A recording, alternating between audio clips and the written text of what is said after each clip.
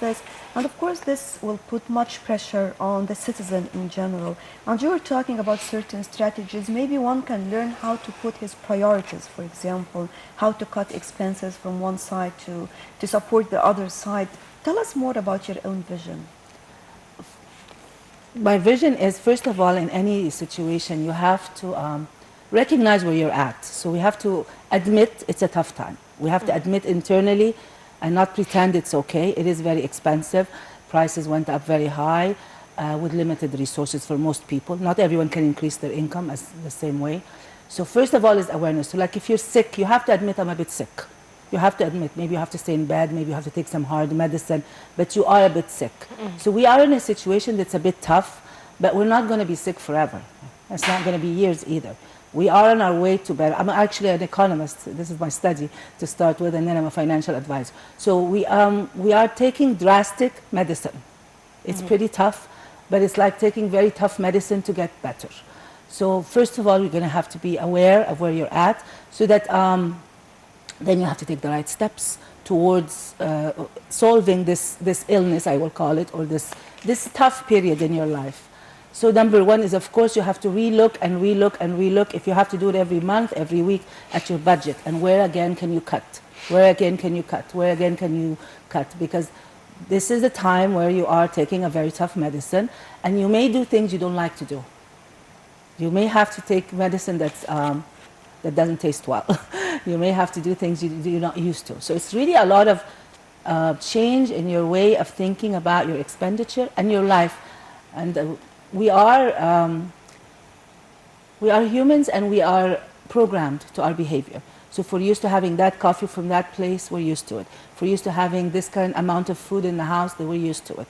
And it's hard to break the habits. It's true. That's why I'm saying it has to come from the conscious mind. The conscious mind has to be the driver of the subconscious mind. Like, no, I can't buy that, when I used to just pick it up. Yes, but what about the strategies? So what can we do other than, as you've mentioned, trying to be happy and so on? What are the strategies? Like, should we make like a plan, a financial plan for ourselves? Should we do a budget limit? What can we do, for instance? Well, the first step is to do the budgeting. As I said, you have to relook at your budget and keep saying, where can I cut corners? Where can I remove some things? And then change your habits. We're going to have to change our habits for a while. It's exactly as if you're sick. If you're sick, you don't have the same habits you usually have. Let's say you normally wake up at 7 and go out and work and come. When you're sick, that's not going to happen. Maybe you're spending a lot of time in bed.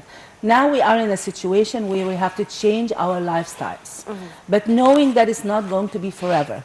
This makes it a little bit easier on the person. It's not forever, just for a period, maybe 6 months, maybe a year, because investments are coming in. Of course they have to come in, because we're very inexpensive. I mean, the dollar is almost 18 pounds or whatever, so it is easy for people to invest in Egypt. Definitely, just the numbers. So it has to work. It has to work. Yeah. The numbers will have to work. People will bring in their money and start. Tourism will have to come, because it's a very inexpensive place to visit. Because again, the dollar is about 17 or 18 pounds, whatever it is. So you have to know it's limited. That's number one. Number two, your budgeting, and you have to be very careful with everywhere you put your money, and you have to change your lifestyle. You may have to change things you don't want to change. And that's why I'm relating it to being sick. I don't want to say the country is sick, but I mean, you're in a different situation. So you may have to do things you really, really don't like. You may have to say, no, we can't do that at all. Totally. So, yeah, the quick things are like change your food habits. Yes, you may have to decrease your food. Just decrease your food. Change the way you eat. Maybe this year you don't buy any clothes. We all have enough, pretty much, or buy the minimal. You're going to have to look and reuse and recycle things in the home. People should be trading things, selling things they're not using. You should start to live this way for a while. And I think it's a good chance to relook at people's lives. Like, where are we wasting? Where are we not conscious in what we're spending? Because a lot of us are not conscious in what we're spending, because we got into the habit of whatever we're doing. Well, let's be logical, practical. And there are a lot of people, even before the exchange rate and the devaluation of the Egyptian pound, actually, they quit the luxurious life, actually. And because due to the expenses, we have talking about the subsidies when it comes to the gas, for example, all of this, we have the school fees, we have the medical treatment in Egypt, and people are suffering from the prices of medicines, a lot of things, actually. So I don't think people will have time to talk or to think even about the food or clothes or people really quit this, but just as you mentioned, still they are suffering and they have things that they have to pay actually. They are not luxurious. They have to pay certain things and still they don't have enough money. Of course, they cut food, they cut a lot of expenses. And you were talking about happiness and peace of mind as well, to be able to confront the challenges. Can we elaborate on this point? Yes, it is now very important also to keep that, it's great that you brought it up, the positivity. Because the mindset will help you get through this hard time. You need to keep your mind on, it's going to be okay, I'm going to make it. If you have to say every morning, actually you can train your mind, I'm going to make it, it's okay, I'm safe. Those are 3 statements to tell the mind it's okay.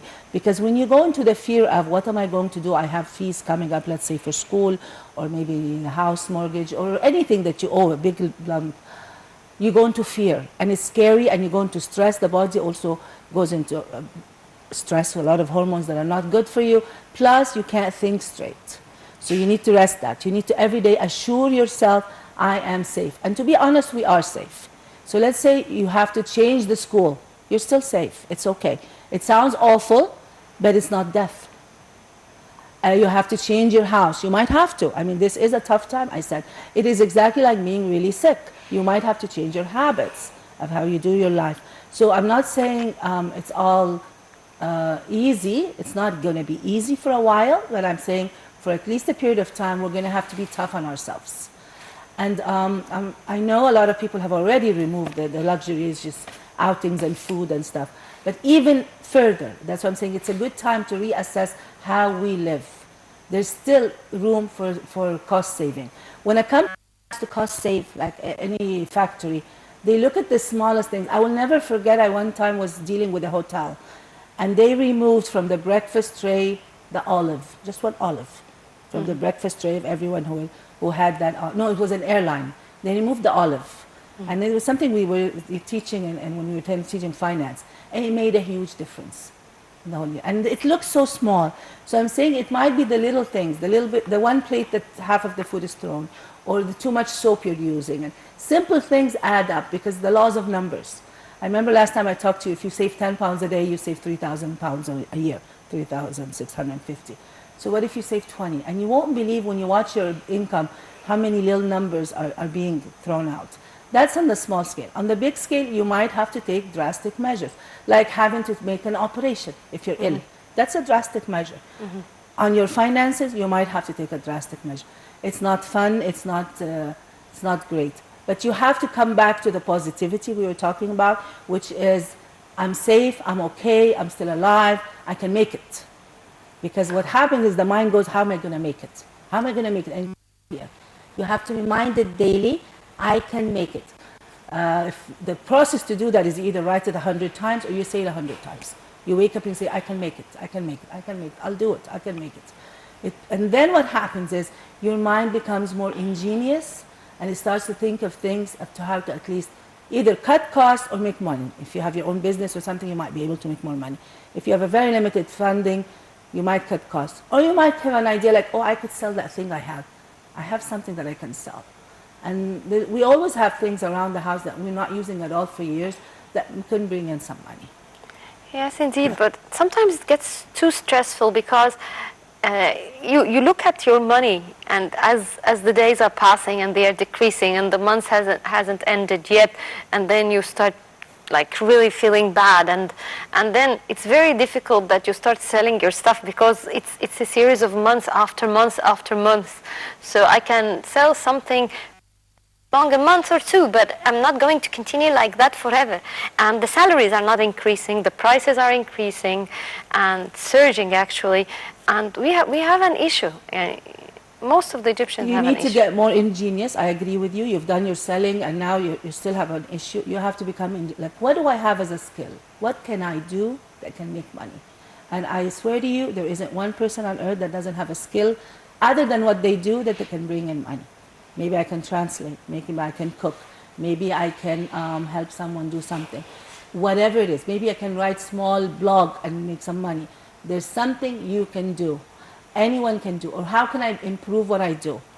There's always something. But the thing is, we're all feeling stuck like there's no solution. I have this amount of money, this is my time, I work one job, and this is it. That's not true. We are ingenious, and when we are need to make it, we do. So when you we mean need that to find a solution, we will. each one of us has a talent inside. Yes. So that how can each one find something inside so that he can take benefit of? The easiest, there's lots of programs about that, it's not my work, but the easiest way is like to sit down with a piece of paper and think of what you love to do, and just like write 30 things you really love to do. It could be I love reading books, and you're going to say, how's that going to make money? It could be I love writing, I love drawing, I love cooking, I love knitting, I love crocheting, whatever it is. Write them all down, and then by looking at that, that's one way, you will start to know where your talent is, what is enjoyable for you. And then try to create some money out of it. There's many ways to create money out of it. Now I will tell you one of the easiest ways. If you have any skill with some, not a lot, you can write little articles like and sell ebooks.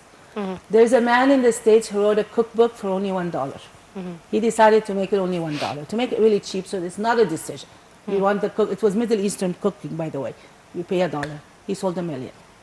I'm not promising everybody can sell 1 million, but I mean, it looks little, but it made money because of the law of the numbers. It's the economy of scale. Exactly. It's the law of the numbers. So everybody. So the easiest thing is now it's the information age.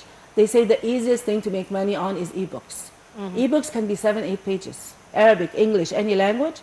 Write something of your expertise and put it on the thing for sale. And it will start bringing in. Of course, maybe in the beginning it's little. Start getting known that you're good at that, helping people. I remember I met a young man who had traveled to study in a country abroad. And then he said, with all the hassle I went through to learn like how to apply, how to get the visa, how to do this, he said, I could write an ebook just to support people, the path to getting yourself in another country to study. So and somebody who needs that. Somebody needs that. And it's getting it out. The Facebook is easy to market yourself, to tell people about it. It's inexpensive. It can be free at some time. You can do it for free. So you have to find a way. I know it sounds like little bits and pieces, but that also, having the hope, will put you in a more positive state. Again, I have to emphasize, you have to be in the positive state. Because if you're in the fear state, by the way, you will even take the wrong decisions about your expenditure. You'll be tired, you'll be frustrated, you might spend wrong. But when you're calm and quiet, you spend better. You make the right decisions. Yes. What about happiness? You were talking to us before the interview about happiness, and that happiness itself, it deserves an entire episode and its techniques. So would you talk to us more about that? It definitely does, because there's a lot of research, and of course we have a country that has a happiness minister now, Dubai, and there are ratings of countries and their happiness level. This is an important fact, but energetically, if we're talking now energy, we are all energy, and it's all frequencies. Everything is a frequency. And you need to be at a high frequency, and happiness is just halfway, by the way. There's joy and there's other things. To be happy, then you can bring in what you want. Your mind operates better. You are open to situations. So if I'm always not happy and depressed, I'm not even listening, my mind is not receiving that this could be an opportunity or a solution someone is saying, because I'm so depressed or frustrated or angry or fearful. Fear is a huge negative emotion. If I'm happy and in that state, positivity, it starts with positivity. Happiness is a bit higher than positivity. At least practice positivity. One of the ways I just said is by saying firmly, I can make it. That's just one of the simple ways. I'm okay, I am safe. Because keep saying those words to yourself. Of course, there's many ways to do happiness. It does deserve. One of them is keeping a gratitude book. Every day you have to write 3 to 5 things that you're thankful about. And they can be simple. That you had a hot shower, you had the water to take a shower. And that makes there's a lot of science. It makes the brain actually point to that area. Instead of looking, like you wake up, if you're not in that mode, you go to the other default, which is another day, a lot of expenses, it's awful, the streets are crowded, what am I going to do, this work, I have to go. All those thoughts are going, and they are blinking actually in the brain. They put something called functional MRI, they see them, they're lighting. You can stop those parts and make the other part of the brain open up, which is how thankful I am, I'm still alive, I'm healthy, I can get up, I have water, I have electricity, I have something, transport downstairs, or a bus that's available, I have a job. And then it starts to see the positive. And once you're in that vibration all the time, you are open to receiving ideas. It's a huge, it deserves a lot of time, actually. Well, actually, it differs from one person to the other how he perceives his actual life. So talking about some people, they can learn from their failure, for example. Some others, the failure will break the person. So it differs from one person to the other, as I mentioned. So how can we work on this again for those who can take benefit from the previous experience? So let me tell you what I've learned over my journey of 8 years. A lot of things, it's like you have to be taught. So if you read or are told, or you listen to the television and you're told there's no such thing as failure, they're just all lessons, that starts to register in your brain, oh, what I went through is not a failure, I actually learned. And you may have to take a piece of paper, like if I was coaching someone, take a piece of paper and tell me the biggest failure, write it up here on the piece of paper, and then after you just write the title, write me 5 or 10 things that you learned from that. What has that done for you? Because in your path in life, what we termed as humans as failure, they're part of your path for a learning for something, so that you'll not never do that again, or you might be teaching people not to do that again, or to avoid that. But there is a reason. Like when someone tells me I was addicted to drugs and now I've stopped, I say, yeah, because now you're helping others tell them avoid how bad it was and teaching them tools to stop that. So it looked like a huge failure. He looked like a huge failure, but now it's not a failure. So what we go through, it's like reflecting and understanding, the awareness part. And as I keep repeating, if we don't have the awareness, then we haven't learned anything. We've got to take the awareness every time we go. So if you had a failure, they need to reteach themselves, this is not called a failure. This is a way of me learning a certain lesson. And the reason also, the next steps, I'm learning this lesson is for me to do something with it. To avoid. Personally, or to teach others, I don't know, but it's their path. Because there's nothing that's going to happen in your life without a purpose. And the purpose is not to harm you. I mean, if you talk about God, He's not there to harm you by this failure. No, the purpose is for you to move forward in something. So like mine was not a failure, I'll just give an example, but it's a huge lesson. I had rheumatoid arthritis, I got very sick. I changed my life from being just a financial advisor to understanding energy work, and I healed. If I had never gotten sick, I would have never been there. I wouldn't be doing what I'm doing today. So I'm always thinking how amazing that I got. It was horrible. It was painful. It was really bad. But, and still sometimes I have tears when I remember those days. But when I remember that from there is where I am now, then I think, oh God, thank you that had to happen. Because if it was a normal disease, I got over it in a month or two, I wouldn't be here. But it wasn't. It was something that I was told it wasn't going to go away, it was going to get worse, and the pain was getting worse, and so I learned something new. Yes. Now, as you were talking to us, you spoke about the levels of energy, and you said that happiness is just a stage and that there are other levels. Would you tell us more about these levels, please? There's a scale, it's called the emotion scale, and it goes from 0 to 1,000. Happiness is somewhere in between. Joy is higher. What we call gratitude is higher, and you go up. So we want to be at 500. 500 is the level of love. Just love, meaning you're always feeling love for others. You feel you love yourself. It's not easy to get love. Most people are vibrating at about 180 to 220. And actually before 2011, somebody did research worldwide, and they measured different countries. Egypt was one of them. And depending on where the population is vibrating, like if they're angry or sad or fearful or feeling frustrated, that's where you're at. So it is important that people raise their vibration, because you can only attract good things if you're vibrating at good. You have to be peaceful inside and happy to be able to bring in health, wealth, and good relationships. And it's obvious, if you're miserable and you hate yourself, are you going to get the right person to be attracted to you? Of course not. Are you going to get a really good job? It's hard.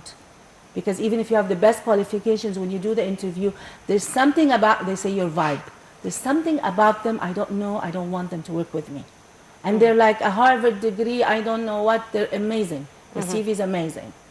And something puts you off because their vibration is not high enough. So the scale is 0 to 1,000, and people who work with themselves are always trying to raise that level, because that's the only way, as I said again, reading to attract what you want. Because the law of attraction says like attracts like. So I have to be around 300, 400, 500 to attract things that are vibrating at that. It's like a magnet. Maybe the point is that no one knows how to discover himself. No one is aware of his capabilities. Or, for example, when we talk about the SWOT analysis, for example, how many one try to think of just applying the SWOT analysis on himself? It's not about business, actually. Yeah. It's the first important part. Before you apply it on business, you have to apply it on yourself. And once you do that, you will be able to really at least use what's best about you and know what to avoid. But this is the awareness part we're doing. Like, you're doing a great job bringing me in and other people on TV. We're teaching people, and it's been going on before me. I mean, for years, I first saw my coach on TV. That's how I got to my coach. So, on the Egyptian TV. So, what the thing is, we have a role, all of us, to bring the awareness to people, even the simplest people. They don't have to go to a coach. To start with, like you said, do a SWOT analysis for themselves. Maybe we can simplify the word. Just write your what you call your assets and your liabilities, what's not so great about you. Fix those and improve those. That's just about it. Awareness, awareness. I will always go back to awareness. Know yourself.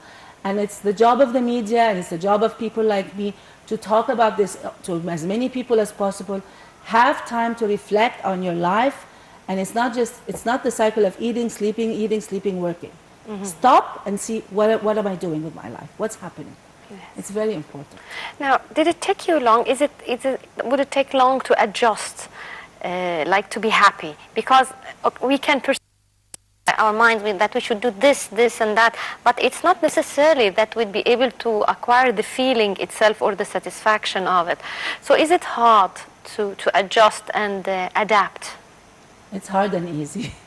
If we could instantaneously see how lucky we are to be on earth and okay, it would take a second. That's hard for us humans to do. So it takes a lot of conscious awareness, bringing the thoughts every day in the morning. That's why I said the gratitude book, one of them is, I am fine, I am well, I am good. There's a lot of processes you can do, but it's not hard. It's a life path. You're going to do it every day. It's like washing your face. You need to do it every day. You need to remind your body and mind every day that you're fine, and all the things around you that are amazing, the flowers in the streets, whatever. You just have to keep reminding, because we're not Buddha, we're not the prophets that we can instantaneously tell ourselves, oh my God, I'm happy, I'm so happy to be here on earth and I'm doing well. So what you're going to do is do the work, and it's not a lot of work. It's a mindset. It's all from the inner, by the way. If you convince your inner, the thoughts, that you're fine, you don't need anything from outside, then you can be happy. And in reality, that's what it is. Because in reality, the soul needs nothing. The soul, it doesn't need clothes, it doesn't need food, it doesn't need... All this is a little bit of cover-up you need. They're fine to have and enjoy, but when you recognize that you're a soul, you're getting me very serious now. You're a soul and you need nothing. You will find you're happy already. That's very hard. It's heavy. It's a bit heavy. Yeah. Who can endure more the challenges, or with the challenges, males or females? I don't think it's gender. I haven't studied that, but I think it's just how aware you are. In general, from your experience, who comes to you more?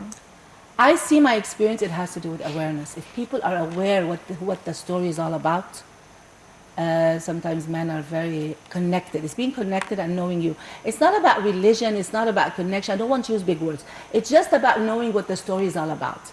We're here for 70, 80 years to do our best, to have fun, by the way, to dress and have fun and play with this world, but that's not the whole purpose. The whole purpose is for the soul to do what it's supposed to do, to be honest, to be good, to do something, to leave a legacy, to do some good for humanity, if you're a doctor or a nurse or anything, teacher.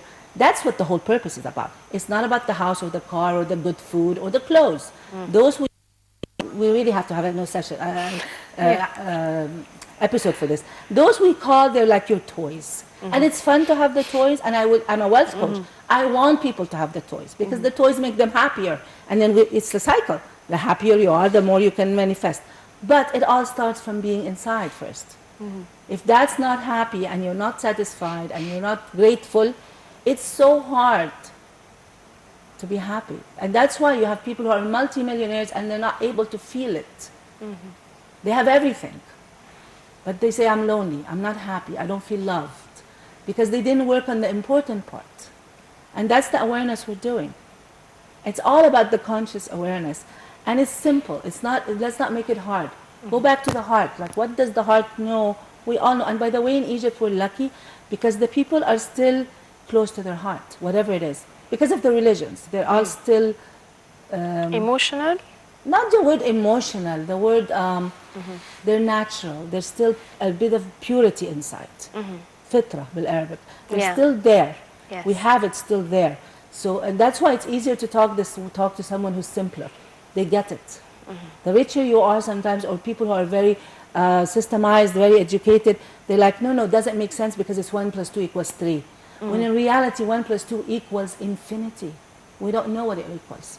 For every 1 + 1, 1 equals something different. And that's what it has to start from inside. Now, you've mentioned that you were ill for a while and that was the turning point for you. Now, tell me, how long did it take you to get over, let's say, not your fear, but being uncomfortable?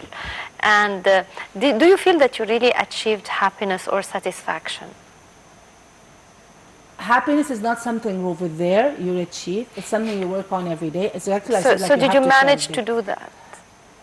At least part of it, yes. There are days that are tough. Everybody, you have to know this. There are days that are going to be tough. The prophets went through tough days. I mean, they should have been luckier than us. Everybody goes through tough days. But the thing is how fast you bounce back. That's the measure. So before that, my journey, I would say when I got into something bad, it could be simple, like the kids were bad or somebody did this or the car got hit. Oh my God, it was, and that's why I got sick, autoimmune. I was really upset and hurt, and the thought patterns were very strong. This and that, I have to fix it, what do I have to do? Now the bouncing is very fast because I remember what I teach and I say, okay, stop, you're fine, you're okay, everything is fine. It's just about this, you will do it. It's part of your path anyway. And it's all about, it's not me saying that, it's all about anybody you'll talk with self-development, they'll tell you it's about the bouncing back. It becomes very short. It might take sometimes 1 hour. Sometimes it will take a day. But still, it's not the month. It's like, it's okay. Even the worst. Even when I went through my parents' death. It wasn't like, I think, if I had not learned this. Because I understood it's the path, it's the fact, it's this, it's that. And that's what. And people say you look like you can take whatever happens. Still get shocked. I still get sad. But I'm able to breathe and say, I can deal with this. If I couldn't deal with it, it wouldn't be in my reality, by the way. I mean, if we're going to discuss about the whole plan, God's plan, if I couldn't deal with it, He wouldn't put it in my path. Because you don't give your 5-year-old algebra. You don't give him an algebra problem when he's in 1st grade. You give him what he pretty much can do. This with God, let's say. He'll give you what you can handle. If you can't handle it at all, you won't get it. Yes. Indeed. Well, wealth and happiness coach, Mrs. Myrette Sokkari, thank you very much for this insightful interview, and we hope that we all achieve happiness and satisfaction and manage to also control our finances as well. Deal with our finances. Yeah, or let's talk about it as dealing with our finances. Yeah, let's just say that. It makes it easier on the brain. Yeah, we hope so too. And now it's time for a quick break, and then we'll be back again to resume our breakfast show. So stay with us.